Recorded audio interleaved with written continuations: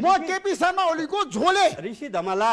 भन्नुस् कि होइन भन्नुस् दुईटामा एउटा कुरा भन्नुस् विद्यार्थी हुँदाखेरि चिने हुनाले होइन। तपाईले बोलाएर आए र अबदेखि उपरान्त तपाईले मलाई नबोलाउनुस् होइन तपाईलाई म बोलाइराख्छु तपाईको गाली खानुको निम्ति जन्म हो र म मैले कहाँ गाली गरेको तपाईँको मैले साथमा सम्मान गरेछु आज एउटा कुरा घोषणा गर्न सक्नुहुन्न म एमालेको झोले भने भन्नुस् कि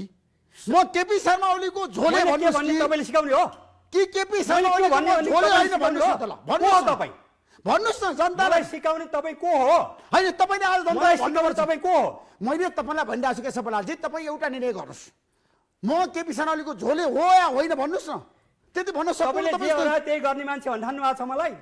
तपाईँले मलाई चिन्नु रहेछ तपाईँसँग भेटघाट हुन थालेको 45 वर्ष होइन तपाईँलाई म चिन्छु केशव बरालजी राम्रोसँग चिन्छु तर मैले तपाईँलाई आग्रह गरिरहेको छु तपाईँ एमालेको झोले हो भनेर भन्नुभयो हो मैले त्यस्तो भनेको छैन मैले भन्छु सम्पूर्ण नेपालीले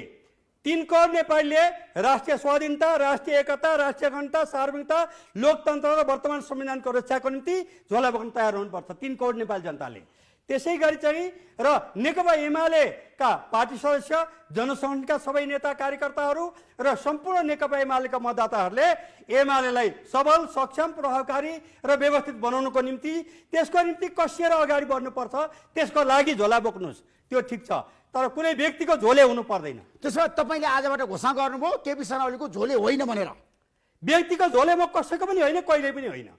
आज मात्र होइन त्यसो भए तपाईँ केपी शर्मा ओलीको झोले भनेर चिनिन चाहनुहुन्न यस्तो तल्लो तहको कुराकानी हो भने मलाई नजाक्ने गर्नुहोस् होइन तपाईले एकदम मेरो तपाईले कोसँग कुरा गर्दै हुनुहुन्छ देशको प्रधानमन्त्री भन्नुभयो एमालेको अध्यक्षले भन्नुभयो म एमालेको झोले भन्नुभयो अनि तपाईँलाई चाहिँ त्यो भन्न गाह्रो तपाईँकै पार्टीका नेता ईश्वर पोखरेल वैष्णव उपाध्याय उहाँले म एमालेको झोले भन्नुभयो केपी शर्मा ओलीको झोले भन्नुभयो विष्णु पौडेलले भन्नुभयो म एमालेको झोले केपी शर्मा ओलीको झोले विष्णु रिजालले भन्नुभयो म केपी शर्मा ओलीको झोले सबै नेताले भनिरहेछन् शङ्कर पोखरेलले भन्नुभयो केपी शर्मा